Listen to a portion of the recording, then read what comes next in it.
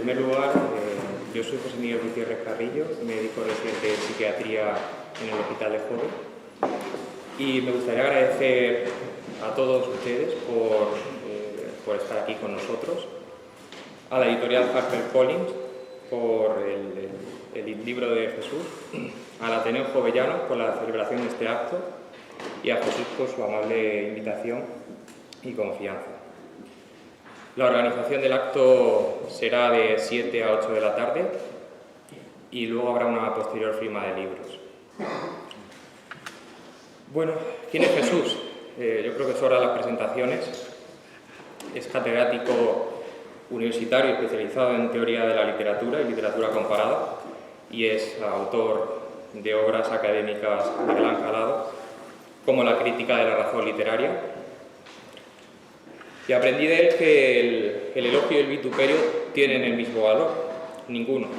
Por eso, al presentar un balance de su obra, recurrí a unos criterios algo más sólidos, más objetivos, que son fundamentalmente su originalidad y sus resultados. Su originalidad, porque es una teoría inédita, nunca antes se han utilizado esos criterios, y sus resultados porque ha puesto la literatura que estaba en el olvido, la ha puesto en el foco social, que es probablemente de las cuestiones que más tenemos que agradecerle. Y luego también, a grosso modo, yo creo que está de todo dicho. Si quiere usted introducirse. Pues agradezco mucho al Ateneo Jovellanos la acogida en su sede. Agradezco mucho a todos ustedes que hayan decidido dedicar su tiempo a acompañarnos. Siento que el aforo de la primera sala quedara, no sé si duplicado o triplicado, porque son ustedes tantos y además para salir de aquí hay que atravesarles a ustedes o salir por la ventana. Entonces, a ver qué ocurre en los próximos 60 minutos. Porque son ustedes muchos contra uno o dos. Entonces vamos a lograr llevarnos bien, aunque no lo parezca. Sea como fuere, sinceramente gracias por su asistencia. Espero no aburrirles excesivamente. Y sí quiero recordar que en el Ateneo Jovellanos de Gijón yo di por primera vez la primera conferencia que di por vez primera en mi vida. Valgan todas estas redundancias su razón de ser, porque en esta sede, en el Ateneo, fue donde hace casi 40 años di, insisto, la primera conferencia, casi 40 años. Ha llovido mucho, hay muchas personas que ya no están con nosotros, aunque sí están en nuestra mente y en nuestro corazón. Ya no están presentes, pero sí están en nuestra memoria y en nuestro recuerdo más vivo. 40 años no pasan en balde, no pasan de cualquier manera, pero Gijón siempre es Gijón, eso no lo podemos negar. Como suele decirse proverbialmente en esta tierra, nuestro Gijón del alma y nuestro Gijón también del cuerpo. Entonces, siempre volvemos al punto de partida, al Ateneo Jovellanos de Gijón, habida cuenta de que, por casualidad, yo nací en el Hospital de Jove, hace ya casi 58 años. Y bueno, ahí está todavía el Hospital de Jove renovadamente creciendo. Es cierto que el elogio y el vituperio valen lo mismo realmente, ¿no? Son irrelevantes completamente, porque lo único que importa es tener salud, en realidad. Y como nos han preguntado algunas veces en qué consiste la felicidad, bueno, pues la felicidad consiste en tener salud y en ocuparse y en cuidar de quienes pues no la tienen o la han perdido. En eso consiste la felicidad.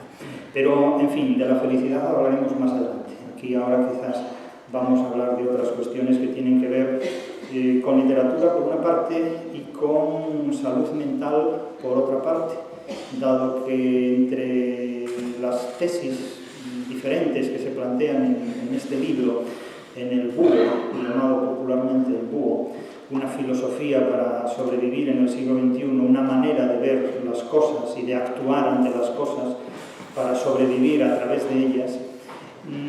La cuestión de la salud mental es muy poderosa. No por casualidad hemos querido que entre nosotros esté un especialista precisamente en cuestiones de psiquiatría, un profesional de la psiquiatría, porque a mi juicio, y a juicio de mucha gente, esto no es ninguna idea original, muchos de los problemas a los que nos enfrentamos en este siglo XXI tienen que ver con salud mental, con problemas psicológicos, con problemas que son objeto de la consulta de un psicólogo, de la consulta de un psiquiatra. Yo he dicho muchas veces que en una aula universitaria de hoy hay más problemas psicológicos que en la consulta de un psiquiatra.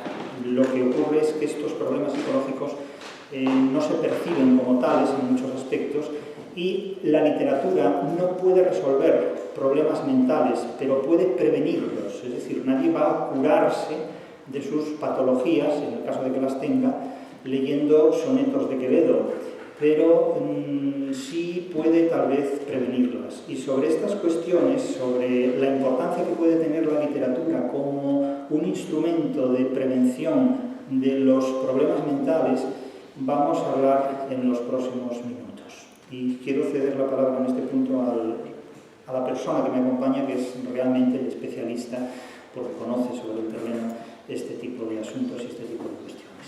Muchas gracias, Jesús. Por poner un poco de contexto, todo el mundo habla hoy de salud mental. Los trastornos mentales tienen una alta prevalencia, parece que la incidencia va en aumento. La demanda ha aumentado notablemente, quizá sobre todo es más visible en la población infanto-juvenil, y esta creciente demanda pues, ha sobrecargado los servicios sanitarios.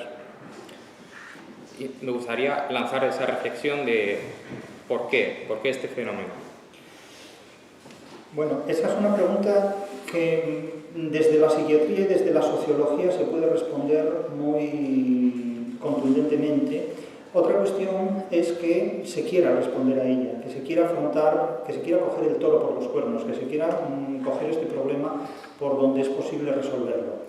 Lo que sí es muy claro es que yo mismo, y aquí hablo por experiencia propia, por experiencia personal, como muchas otras personas que entraron en la universidad en la segunda mitad de la década de 1990, yo entré en 1994, tenía 26 años cuando yo saqué la oposición a titular de universidad, entonces como interino. Hoy día esto es muy difícil de conseguir, ya entonces no era fácil, hoy día es prácticamente imposible. Claro, yo llevo ya más de 30 años ejerciendo la docencia en la universidad. Lo que he visto pasar por las aulas en las que he impartido docencia, que fue en la Universidad de Vigo desde el año 94, donde he estado desde entonces, y en otras universidades de otros lugares de la geografía, sobre todo de Canadá, Estados Unidos, Alemania, Francia, Inglaterra, Italia, Suiza, en fin, los países en los que he tenido posibilidad, he tenido ocasión de ejercer mi actividad profesional, y a donde más tarde o más temprano pues hemos tenido que ir todos los que como yo pues hemos, insisto, ejercido una actividad curricular. Lo que me he encontrado a lo largo de 30 años ha sido un deterioro creciente, un deterioro exponencial de todos los problemas que tienen que ver con la salud mental. Es decir, que las personas a las que yo daba clase hace 30 años y que tenían pues entre 18 y 20 años de edad, eran antes más maduras intelectualmente y emocionalmente de lo que hoy día son las personas que tienen 18 o 20 años, pero mucho más maduras.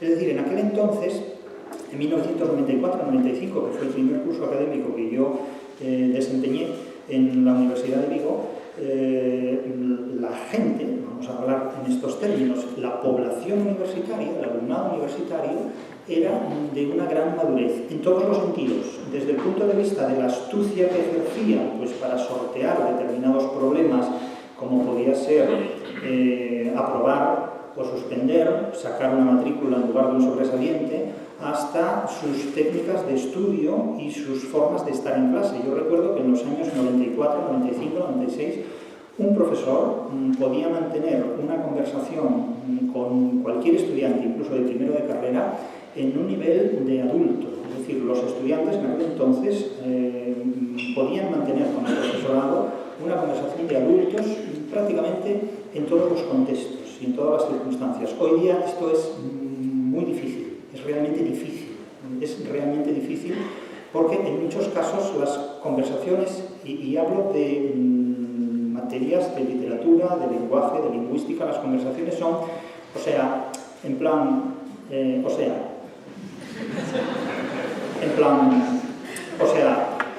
tú vas en plan y, y podemos estar así una hora.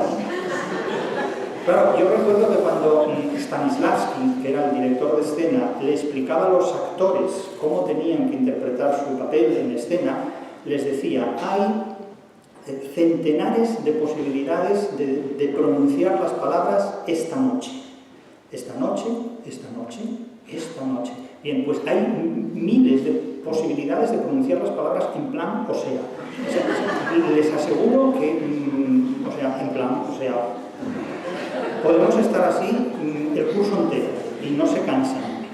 Entonces, claro, resulta muy difícil explicar la complejidad de lo que la literatura exige conocer cuando la actitud hacia ya no el estudio, sino simplemente la vida en general, se ve tan limitada. Ahora, la pregunta es, ¿qué es lo que ha limitado tan exponencialmente, tan dramáticamente las posibilidades comunicativas del ser humano? En bastantes años, porque claro, el contraste es muy fuerte, es muy dialéctico si comparo lo que yo viví en 1994-95 y lo que vivo hoy. Yo noté dos bajones muy fuertes en el nivel académico. El primer bajón que yo noté fue en el curso 98-99. Ahí noté un gran desnivel de un año para otro. Y el bajón terrible, ya definitivo, que fue el hundimiento irreversible, que noté fue con la entrada del programa de Bolonia en la universidad. Ahí ya en el curso académico 2012-2013, yo me di cuenta de que la universidad en la que yo llevaba trabajando tantos años, no me refiero a la de Vigo, me refiero a la universidad como institución. La institución universitaria ya no era la misma. O sea, yo sí era el mismo, pero yo tenía que cambiar. Es decir, para sobrevivir en el nuevo contexto académico, yo tenía que comportarme de forma diferente, porque era incompatible con esa nueva realidad. Entonces, la realidad a la que yo me enfrentaba, sobre todo constituida por el terreno de juego, mi terreno profesional, que eran los alumnos, los estudiantes, ya no es que no hablara mi idioma, es que, en plan, ese no es el idioma de nadie, eso simplemente son palabras. Y aquello no funcionaba, no se podía impartir el programa completo, no se podía exigir absolutamente nada, porque la gente ya no tenía interés ni en aprobar ni en suspender. Normalmente ya la gente asistía a clases sin saber lo que era un profesor. Es decir, no distinguían un profesor de un amigo, de un colega, de un vecino, de alguien a quien se le puede comprar un periódico, un pastel o pedirle el perro prestado para dar un paseo con él. Es decir, no había ningún tipo de diferencias. Entonces se daban situaciones tan curiosas como que uno trataba de usted a los alumnos simplemente por cortesía, por prevención y por educación. Y el alumno te trataba de, en plan, tú. Y así transcurría absolutamente una situación muy curiosa. Uno también se encuentra con que el alumnado no sabe comunicarse con el profesorado, porque no sabe cómo dirigir un correo electrónico o simplemente un proceso de comunicación. Tradicionalmente, en cualquier otro contexto, alguien diría estimado profesor o estimada profesora. Pero ahora es, te mando esto. Y, en plan, ahí lo tienes. Bueno, pero vamos a ver, usted tiene que saber a quién se dirige, llámeme en todo caso por mi nombre, en todo caso, ¿no? Pues estimado profesor, como yo puedo responderle a alguien si no lo conozco previamente como estimado alumno. La gente suele poner después de esto, en lugar de 2 puntos, coma, cuando eso es como se escribe en inglés, pero en español se ponen los 2 puntos. Y luego ni firman siquiera el mensaje que escriben, entonces yo no sé qué alumno o alumna o qué persona me ha escrito.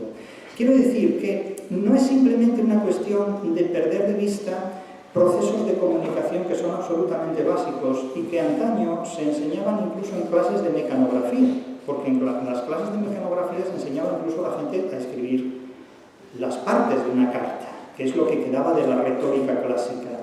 Pero cuando uno tiene que enseñar obras complejas, como son las de la literatura, imagínense ustedes explicarle el Quijote a alguien que tiene esta manera de comunicarse. O sea, en plan, en un lugar de la Mancha, y creen que el lugar es un sitio, cuando el lugar es un municipio de una población muy reducida, muy limitada, y que no puede ser una villa.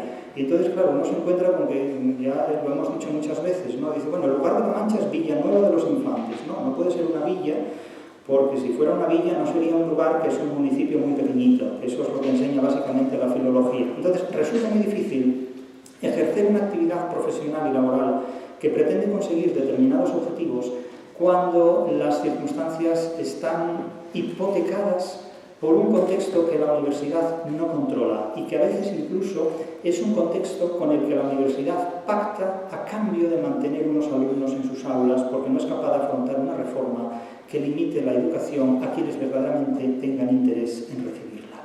Este es un problema muy grave con el que nos encontramos porque, insisto, si la enseñanza de la literatura se potenciara más y mejor a muchas personas que carecen de posibilidades lingüísticas a una edad ya muy avanzada, esta formación literaria les permitiría conocerse mejor a sí mismas, comunicarse más efectivamente con quienes lo rodean y, lo más importante, ser capaz de leer textos complejos para poder abrirse camino en la vida, en una situación en la que si no lo hacen, nunca en su vida lo van a aprender. Y eso, claro, está en la base de un terreno muy fértil a todo tipo de trastornos de personalidad, que ese es otro capítulo que viene después. En el libro se asocia la búsqueda de la felicidad con el mito de Tántalo. ¿En qué consiste el mito de Tántalo? Bueno, el mito de Tántalo, como es bien conocido y bien sabido, es ese personaje que está condenado constantemente por su permanente ansiedad tantálicamente, como se suele decir, bueno, pues a estar rodeado de manjares y de agua y de todo, y siente hambre y siente sed, y cuando va a acercarse a algo para saciar su sed o saciar su hambre, pues ese algo se le aleja. Imagínense ustedes que quieren beber agua y cuando se acercan al vaso de agua, el vaso se aleja y así interminablemente, ¿no? De tal manera que la ansiedad crece y nunca se satisface. Claro, este tipo de figuras mitológicas están llenas de contenido que, si se conoce, puede ayudar a prevenir ciertos anzuelos. El caso de la literatura clásica es enormemente importante porque la literatura clásica funciona como un repertorio de posibilidades para resolver problemas, para evitar la ansiedad. Entonces, claro, a veces, y aquí ya me meto en un terreno que no es el mío, pero creo que con frecuencia, para superar la ansiedad, a veces se administran fármacos. No sé si... ya. Pero lo mejor es prevenir la ansiedad.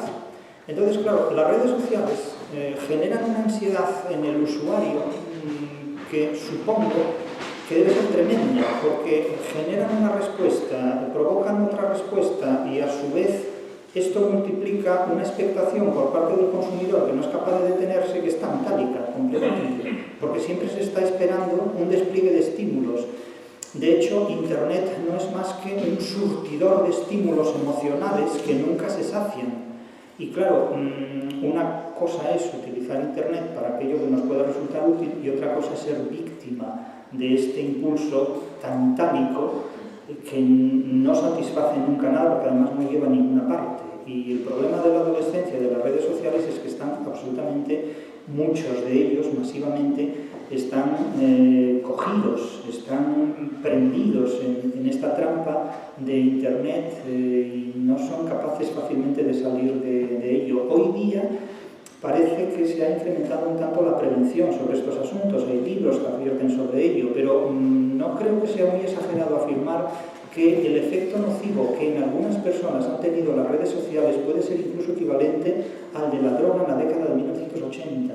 Es decir, la psiquiatría sabrá a lo que se enfrenta cuando se encuentra en su consulta con una persona joven sin abrirse todavía camino en la vida y sin haber desarrollado suficientes recursos que le permitan enfrentarse a esto, que es lo que ocurre. Pero lo que yo sí digo es que quien es un buen conocedor de la literatura clásica, sobre todo de la literatura del siglo de oro, tiene muchos recursos para enfrentarse a este tipo de trampas, a este tipo de cepos que, en fin, la vida nos pone delante a cada paso, porque realmente el que nos quiere engañar no viene disfrazado de malo, viene disfrazado de bueno, viene disfrazado de una persona amable, simpática, afectuosa, cariñosa. Es decir, nadie va enseñando los dientes. A mí las personas que más confianza me ofrecen son las personas antipáticas, desagradables, etcétera, etcétera. Cuando una vez me preguntaron cuál es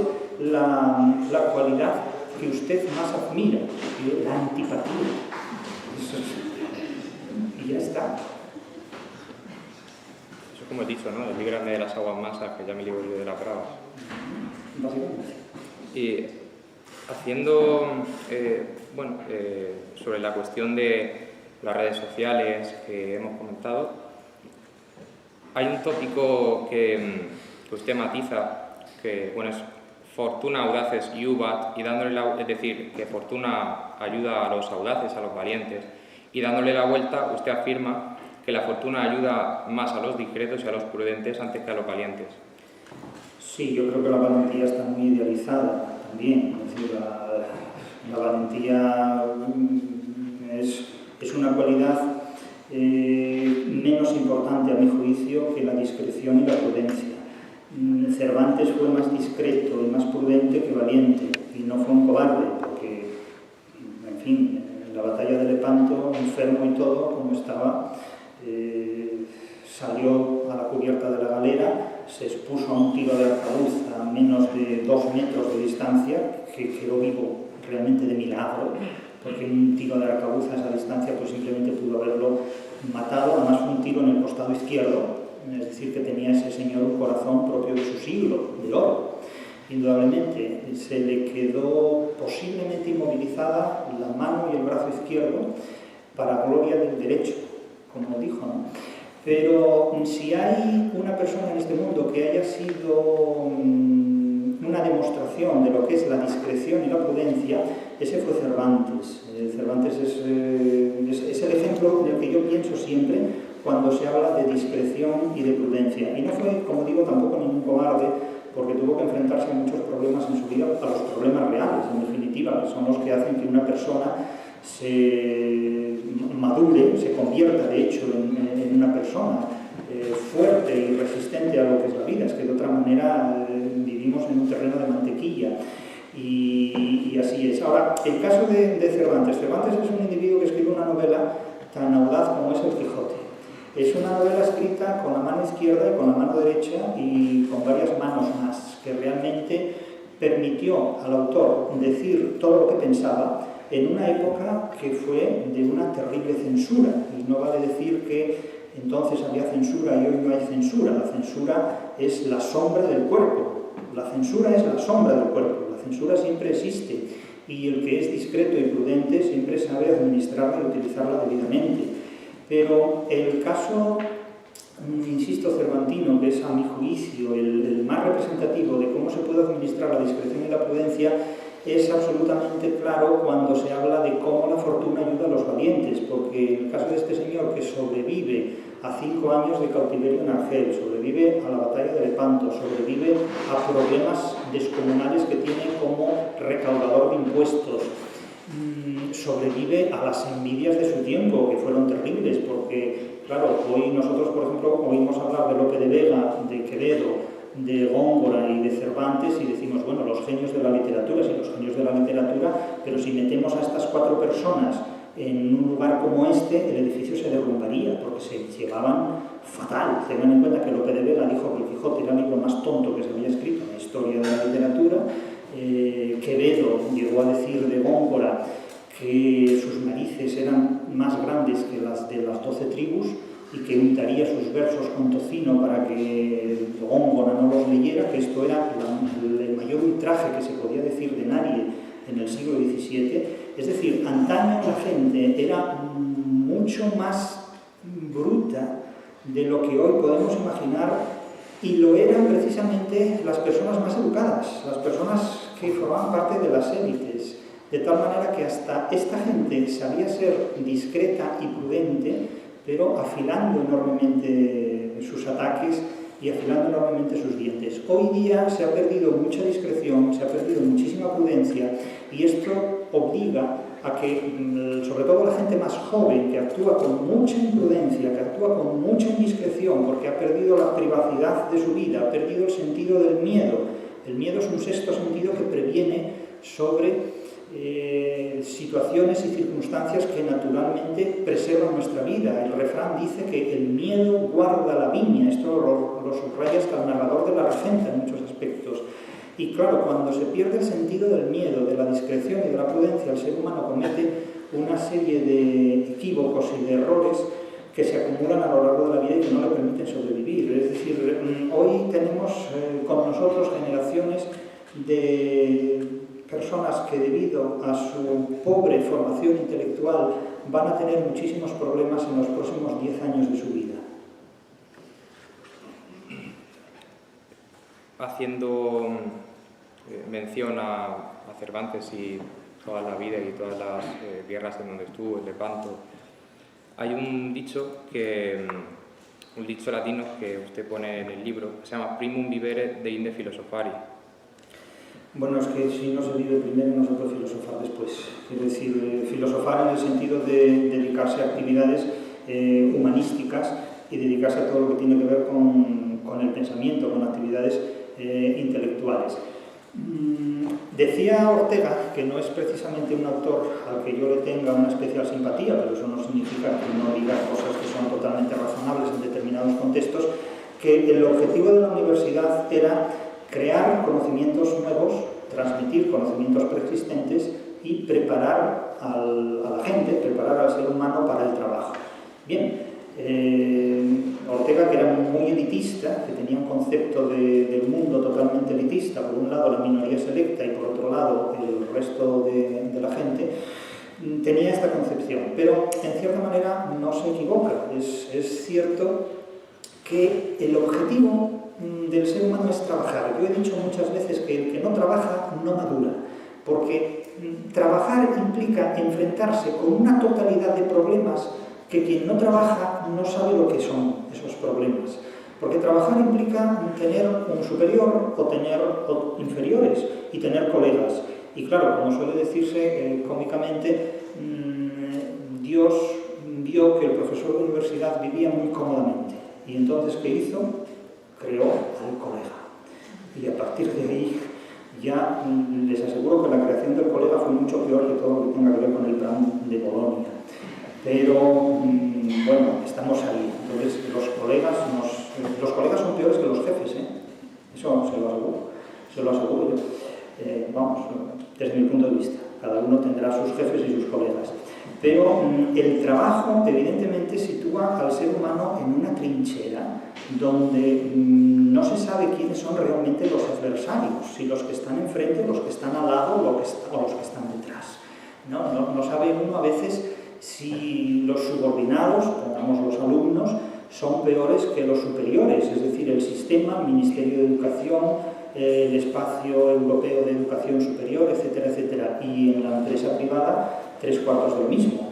Es decir, que de nada sirve que tengamos muchos conocimientos, teóricamente, si luego resulta que a la hora de ponernos a trabajar no sabemos sacarle una rentabilidad a una empresa, porque en definitiva el jefe de un empresario es el mercado. Y el mercado tiene con nosotros unas citas en el siglo XXI como nunca jamás a lo largo de la historia las ha tenido. Y por esta razón, la universidad, aunque en los últimos tiempos se ha planteado este debate entre universidad pública, universidad privada, etcétera, etcétera, es decir, la universidad, que es una institución que yo mejor conozco por razones vitales de dedicación profesional, tiene una relación muy delicada con el mercado, porque a mi juicio la universidad pública sigue sin saber cómo funciona el mercado. Ese es el gran problema de la universidad pública, de muchos profesores que hablan de la empresa y de la economía cuando nunca han gestionado una empresa. Y no digo con esto que no tengan razones y derechos a hablar en estos términos, pero es que no es lo mismo trabajar en una empresa que dar clases en una universidad sin haber trabajado en una empresa acerca de cómo se trabaja en una empresa. Es que estas son cuestiones muy diferentes. Por eso realmente considero que el trabajo es una experiencia humana insustituible en cualquier contexto que se dé. Y por lo tanto, no se puede filosofar si antes no se ha trabajado. Es que se filosofa en el aire. De ahí sale el idealismo alemán. En relación al mercado y lo que ha comentado anteriormente, menciona en el libro que la sociedad actual fabrica consumidores.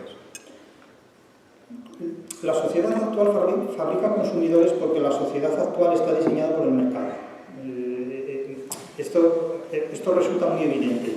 Y claro, contra el mercado podemos estar a favor, podemos estar en contra, pero es que eso es irrelevante. Eso es como estar a favor o en contra de que llueva. O sea, llueve, por lo tanto, o nos protegemos de la lluvia, o nos mojamos, o disfrutamos de ella, o lo que sea. Entonces aquí lo que tenemos en el siglo XXI es un mercado que se ha desarrollado de una manera brutal, sobre todo en las últimas décadas, por una serie de razones que ningún poder efectivo ha podido contrarrestar. Es decir, que lo que era la actividad mercantil, la actividad del mercader, que se desarrolla, bueno, pues desde las primeras invenciones, entre ellas el dinero, la invención del dinero desempeña un papel crucial. Cuando surge el mercado se encuentra con muchas instituciones alternativas, no solo la Iglesia, antes de la Iglesia se encuentra con muchas instituciones alternativas a ella, como son poderes políticos, mandatarios que necesitan a los mercaderes para poder, digamos, preservarse en el ejercicio del poder. Pero cuando, por ejemplo, en el Imperio Romano, esa sociedad, los habitantes de Latio, los latinos genuinos, que son los habitantes de Latio, hoy se llama latinos a los habitantes de Hispanoamérica.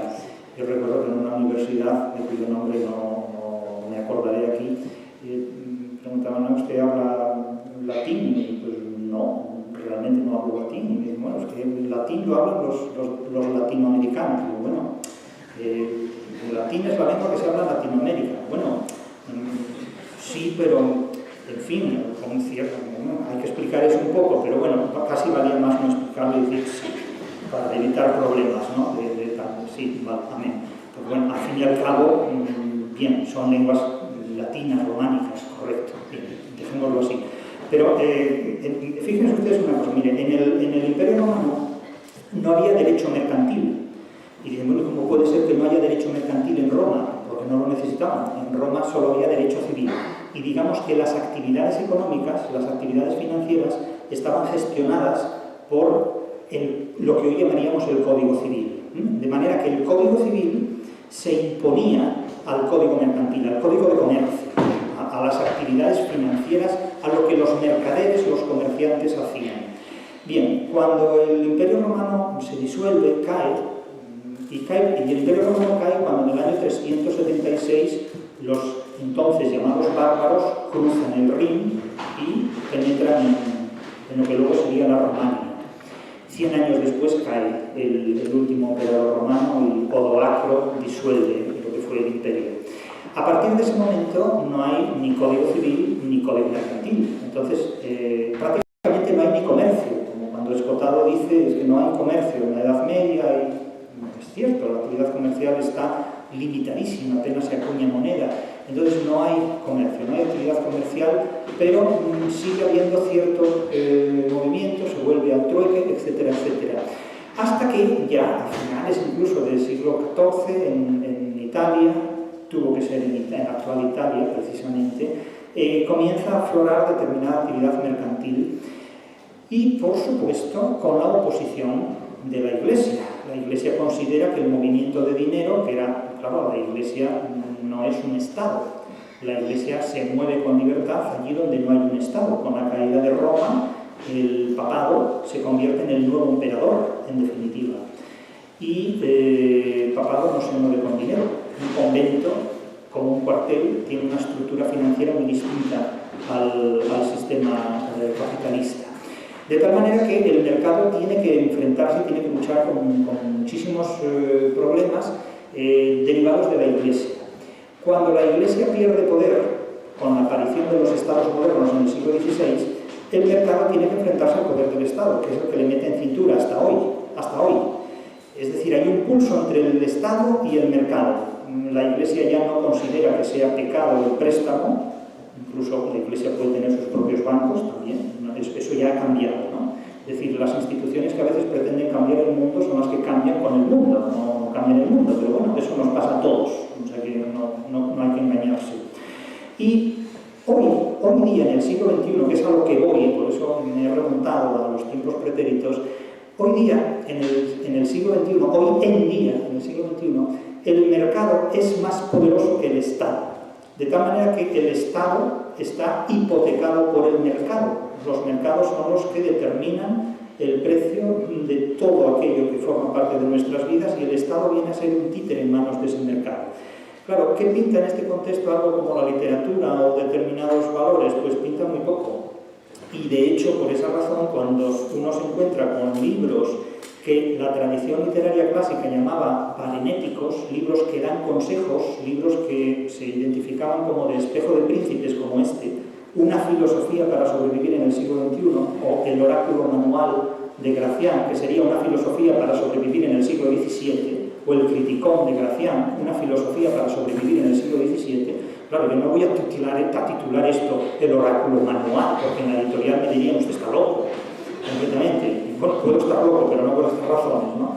En definitiva, la locura es una forma alternativa de racionalismo en determinados contextos, pero claro, no en todos, evidentemente.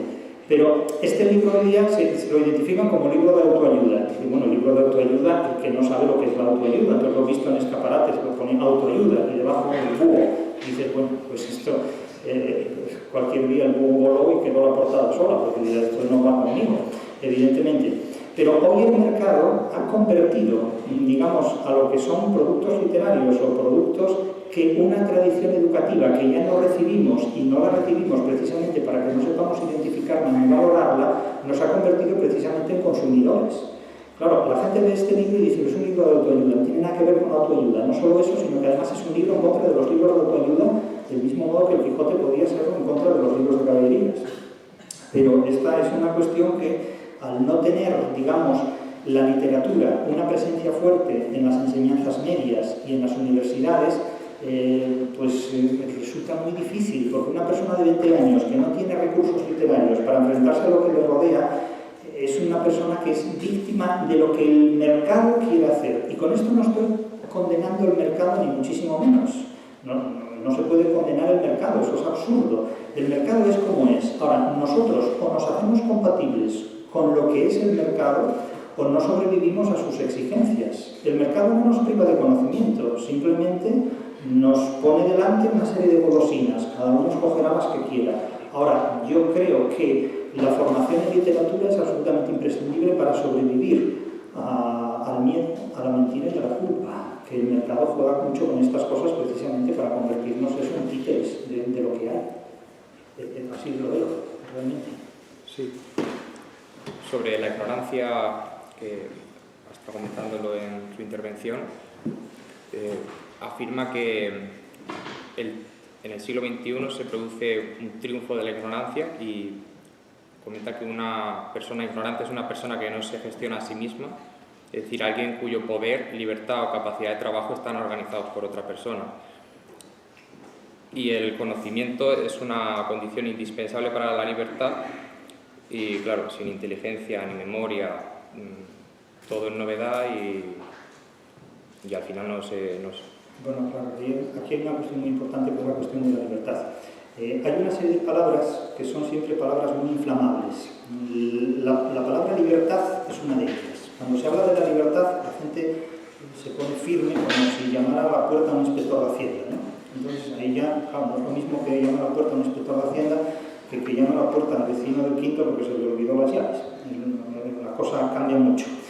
Pero claro, cuando se habla de libertad, la gente ya se emociona. Se emocionó más, ¿eh? Se emocionó más en el pasado que ahora.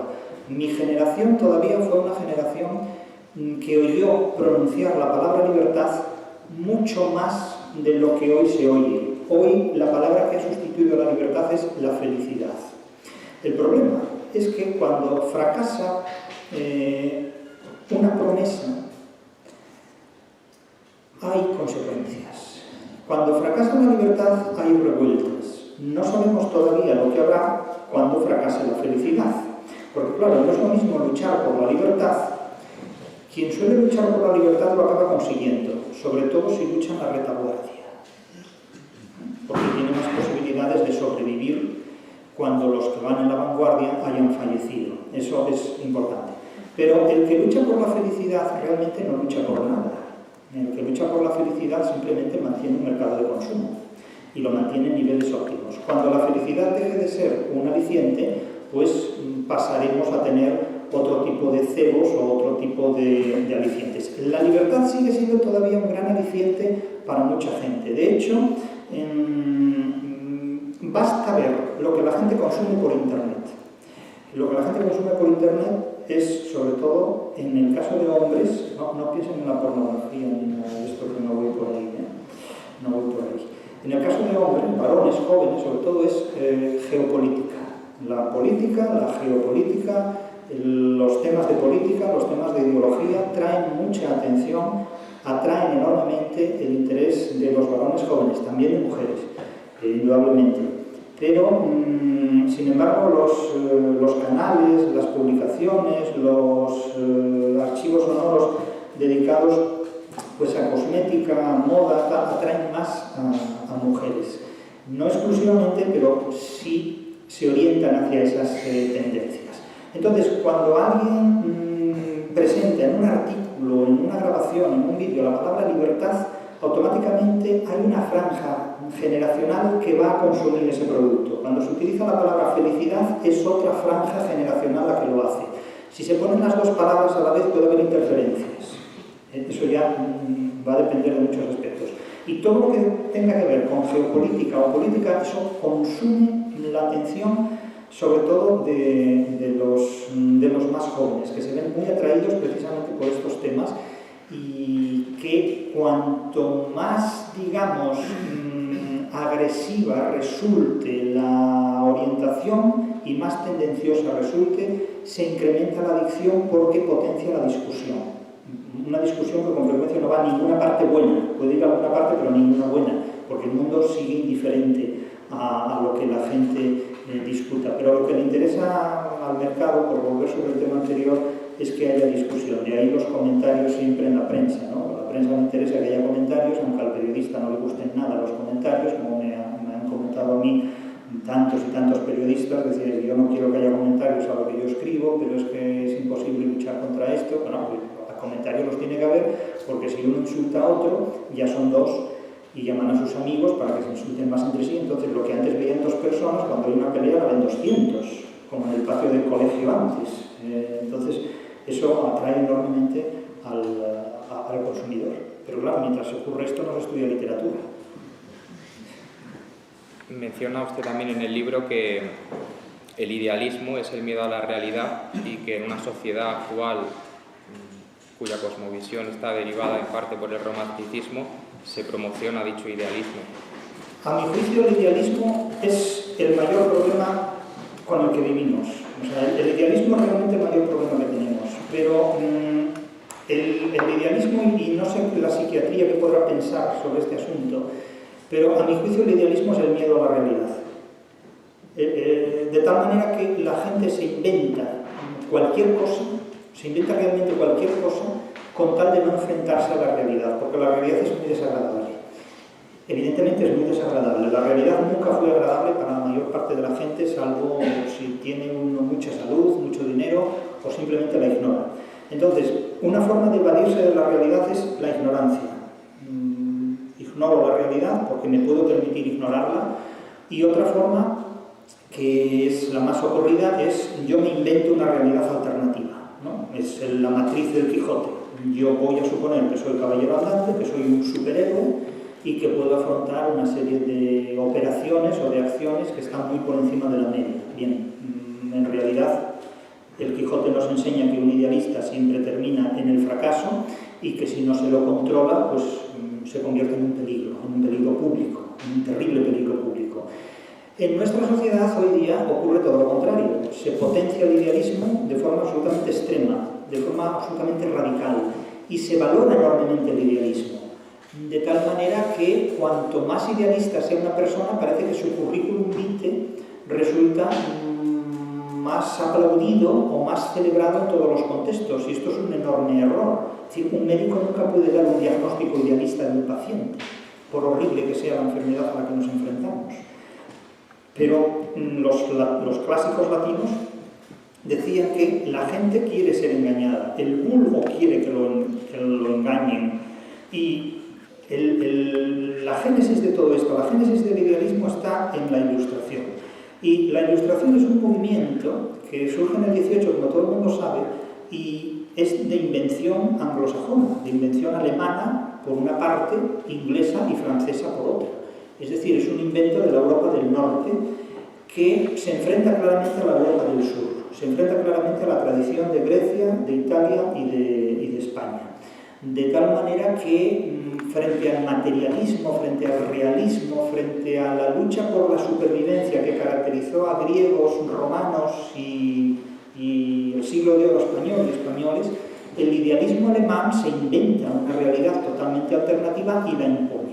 Hasta las gafas de Google, es decir, que permiten que quien las use pueda ver una realidad configurada a su propia imagen, a su propio diseño, un mundo a la carta completamente. El problema es que, claro, sin las gafas después no se puede vivir, sin ese tipo de gafas, ¿no? Y a mi juicio el idealismo es una enfermedad. El idealismo para mí es el primer paso hacia un trastorno de personalidad. Sin ser yo psiquiatra me atrevo a decir esto. A mi juicio es el primer paso que una persona da hacia ser susceptible de padecer un trastorno de personalidad. O sea, creerse más listo de lo que uno es, creerse más guapo de lo que uno es, creerse lo que uno no es. Ese autoengaño del ego que conduce a un narcisismo que hipoteca la vida completamente. Pero eso ya la psiquiatría imagino que tendrá mucho más que decir. Sí, bueno, el idealismo en psicoanálisis es un mecanismo de defensa primitivo basado en la exclusión. Es decir, no, el paciente o la persona no es capaz de integrar tanto lo bueno como lo malo de un objeto, de otra persona. Pero ahora, incluso al hilo de eso, yo me voy a permitir hacer una pregunta, aprovechando la presencia de un especialista en esta materia, en psiquiatría.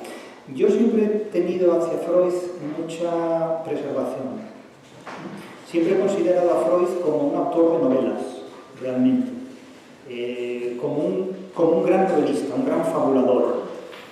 Porque inventa, a mi juicio, un fantasma completo que es el inconsciente. Como ha inventado toda la literatura inglesa, básicamente fantasmas y detectives. Pero Freud es el inventor de uno de los mayores fantasmas de la modernidad y de la posmodernidad, el inconsciente. Entonces, hoy día Freud en psiquiatría, ¿qué papel tiene? Yo creo que es secundario, quiero decir, al final lo que Freud propone, que es el psicoanálisis, es una hermenéutica del comportamiento humano. Eso no quiere decir que sea una ciencia como actualmente la conocemos. También hay que entender que Freud pues, nació hace bastante tiempo ya, más de 100 años, entonces la sociedad que él vio es bastante diferente que la que actualmente existe. Y sobre todo también que el psicoanálisis, pues en esos 100 años ha madurado mucho, se han incluido elementos relacionales de Melanie Klein, por ejemplo. Es decir, ya no nos fijamos tanto lo que es en el inconsciente y en lo que en el ego, en estas cosas que decía Freud, sino en cómo se relaciona, cómo se comunica el paciente que tenemos delante y al final un poco para que se pueda comunicar mejor y que pues le vaya mejor en la vida, por así decirlo. Quiero decir, somos más pragmáticos ahora, por así decirlo, pero bueno, siempre queda el lenguaje psicoanalítico, eso sí que permea la psiquiatría. Es que ese tipo de cosas han hecho mucho daño, también han hecho mucho daño a la interpretación de la literatura, porque después de Freud ha venido un autor como Lacan y ha venido un autor como Foucault, que han realmente monopolizado las posibilidades de interpretar emocionalmente la literatura e ideológicamente la literatura en un terreno que a mí siempre me ha resultado muy nocivo, porque digamos que hacían un uso de la literatura totalmente ajeno a lo que es el sistema de ideas que se objetiva en los textos literarios. Y eso ha provocado muchos problemas, sobre todo en mi área de conocimiento, en la teoría de la literatura, hasta tal punto de que han crecido generaciones de intérpretes de literatura que cuando se enfrentan a la literatura es que realmente no saben a lo que se enfrentan.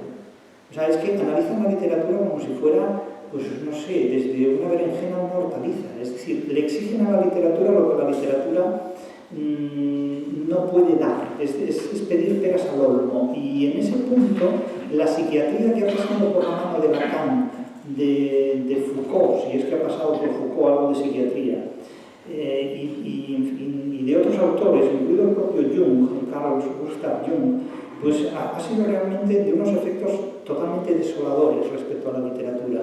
Y sacar a la literatura de esos hornos crematorios en los que el psicoanálisis deconstructivista la introdujo es realmente muy difícil, porque supone rehacer de esas cenizas obras literarias, y es realmente una labor titánica, porque uno explica literatura en un contexto donde la gente se encuentra con astillas literarias, ¿no? Y ese ha sido otro de los grandes problemas que yo he tenido en la enseñanza literaria en los últimos 30 años. Y sobre la ciencia, que comenta usted que la filosofía al final se queda corta al explicar muchas cuestiones de la realidad, y que lo que debemos centrarnos es tanto en la literatura, sobre todo hispano-grecolatina, y en la ciencia. A mi juicio sí, a mi juicio es importante esto, porque la literatura tiene un punto exclusivo. Tiene un punto exclusivo y no excluyente, pero sí exclusivo, que es la ficción. Ninguna otra actividad humana maneja la ficción como lo hace la literatura. Y esto distingue a la literatura de cualquier otra cosa que hagamos.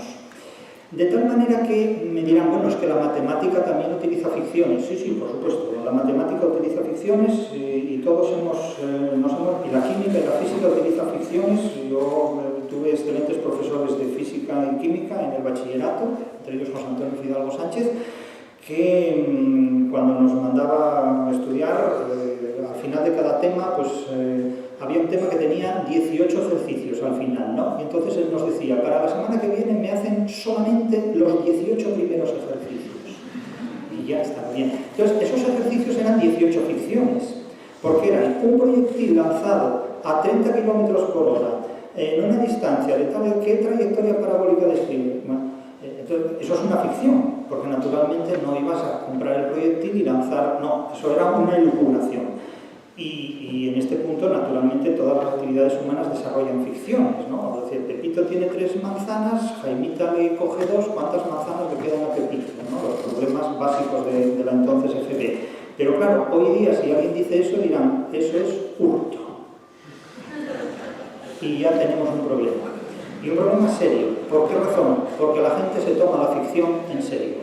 Ustedes recordarán que no hace mucho tiempo, y no me dejarán mentir, en un examen del MIR, para los médicos internos residentes, se hizo una pregunta relacionada con psiquiatría, donde se preguntaba qué tipo de trastorno de personalidad padece un médico, un profesional de la medicina, que en su consulta pues presenta una serie de rasgos, ¿no? Esos rasgos coincidían con el trastorno obsesivo-compulsivo de personalidad. Bien, es una pregunta que plantea una situación hipotética y ficticia, pero mucha gente protestó porque se tomó ese problema en serio. Claro, y esto es muy problemático, porque cuando el ser humano se toma la ficción en serio, ahí hay un problema. Hay un problema. Cuando el ser humano se toma el chiste en serio, ahí hay un problema. Cuando el ser humano se toma la parodia en serio, cuando el ser humano se toma las formas de la materia cómica, que son hasta 13 formas de la materia cómica, lo grotesco, lo ridículo, el humor, el carnaval, el chiste, la ironía, son hasta 13 formas de la materia cómica, todas están en el Quijote perfectamente sistematizadas. Cuando el ser humano se toma la ficción en serio, hay un problema, y un problema psicológico, un problema psiquiátrico. De tal manera que una sociedad sin sentido del humor es una sociedad muy limitada. Donde hay libertad, hay inteligencia. Donde hay risa, hay libertad. Lo que equivale a decir que defender la ficción en la literatura es defender la libertad. Piensen que a lo largo de la historia, los enemigos de la literatura han sido siempre los enemigos de la ficción. Platón considera que la literatura es muy peligrosa, es enormemente peligrosa. Y Platón decía que la literatura era peligrosa porque exaltaba las emociones. El problema no es que exalte las emociones. Un pederasta como Platón, el problema es que las emociones podían exaltar la libertad. Y eso ya era objeto de patíbulo para alguien que, como Platón, no gustaba de las libertades ajenas, gustaba de las propias. Mucho virtuosismo, mucha filosofía, mucho predicar, pero consejos doy que para mí no tengo, consejos vendo que para mí no tengo. Entonces, la ficción y el uso que la literatura hace de la ficción la convierte en algo muy distinto a lo que hacía la religión, porque claro, la religión exponía parábolas a las que había que considerar que eran verdad, que tenían un fundamento real. Ningún autor del Génesis podría considerar que Yahvé era una ficción. Eso es inapropiado. Los autores de los textos bíblicos consideran que esos textos son sagrados. No son literatura, son textos sagrados. Y el creyente así los concibe y su creencia exige un respeto y debe reconocerse como tal en tales circunstancias. Por lo tanto, eso no es literatura para un creyente, eso son escrituras sagradas. Y lo sagrado es intocable. Pero la literatura no es una escritura sagrada. La Ilíada, la Odisea, presentaba a los dioses como ficciones. Y eso verdaderamente es un auténtico atentado contra el orden moral trascendente encarnado en la divinidad. Claro, el cristianismo, cuando se dio cuenta de que no podía enfrentarse a la literatura, porque la literatura era muy superior a la teología cristiana, lo que hizo fue, si no podemos vencerlo, nos unimos a ello. Y entonces, claro, aparece una figura como Dante o como Calderón de la Barca que compagina y hacen posible la cuadratura del círculo, evidentemente. Pero las relaciones entre literatura y religión han sido siempre relaciones conflictivas, como también lo han sido las relaciones entre filosofía y religión, porque tienen dioses distintos y no siempre coinciden esas divinidades. Pero todo se estropea cuando surge la ciencia. La ciencia surge en el siglo XVIII con una fuerza que ninguna otra alternativa puede contrarrestar. Como el mercado estalla en el siglo XXI con una fuerza que ninguna otra alternativa puede contrarrestar, ni el Estado ni la Iglesia. Y cuando estalla la ciencia con esa fuerza, sobre todo con la figura de Newton, que es un hombre que se hace preguntas filosóficas a las que da una respuesta científica, ya la trayectoria es muy diferente. Ya la trayectoria es Newton, Darwin, Einstein. Freud hubiera querido ser, digamos, el Einstein, pero no. La trayectoria de Freud es otra. La trayectoria de Freud es Nietzsche, Freud, Heidegger. Es decir, los resentidos del poder de la ciencia, los que tratan de alguna manera de decir que la ciencia destruye al ser humano. Y evidentemente la ciencia destruye al ser humano en muchos aspectos y los construye en otros, como lo hace la literatura y como lo hace la filosofía y como lo hacen todas las actividades humanas. En ese sentido, no se puede decir nada. Y ya vamos agotando el tiempo porque nos van a cerrar el edificio que ya nos hacen signos de una intervención más. Perfecto. Como última pregunta, argumenta que las mejores novelas de la historia narran siempre una historia de amor. ¿Existe algún idealismo beneficioso en el Quijote, por ejemplo? Sí, bueno, para mí sí. Ahora, evidentemente todo lo que yo digo debe llevar a la consecuencia final de a mi juicio. Porque hay gente que pontifica, ¿no? Lo que digo a mi juicio. Para mí, el único idealismo que el ser humano puede permitirse, y esto alguna vez lo he dicho ya, el único idealismo que el ser humano puede permitirse es el del amor. Realmente, es el único idealismo que no hace daño. Y de hecho, esto no me lo he inventado yo, esto se lo inventó Cervantes, porque el único idealismo al que Don Quijote no renuncia cuando renuncia a ser Don Quijote y vuelve a ser de nuevo Alonso Quijano, es el de Dulcinea del Toboso.